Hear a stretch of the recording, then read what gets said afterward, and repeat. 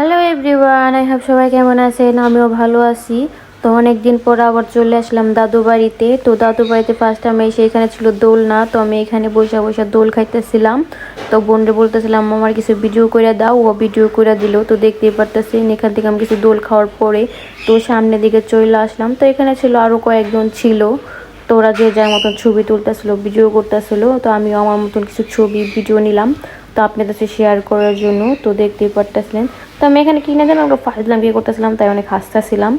তো দেখতে আরও এখানে ভিডিও করতেছিল। তো দাদু বাড়ি সবাই চিনে, মানে যারা ইয়ার ভিতরে আছেন। তো কয়েকটা ভিডিও তো দেখছেন, আমি এই বাড়িতে আসি মাঝে মাঝে। তো এখানে ছিল দুইটা খরগোশ, তো তা দেখতে পারতেছিলেন। তো তার পাশে ছিল একটা, মানে উপরে এখানে ছিল একটা সুইমিং পুল। তো সুইমিং পুলে পানি নাই, মানে একদম খালি ছিল। তো আমরা ওইখানেও গেছিলাম। তো আপনি দেখতেই পারতেছেন ওই যে উপরে। তো এই যে আমি আবার চলে আসলাম সামনে, ওই যে আমার পিছনে ছিল 3-4 জন মানুষ। তো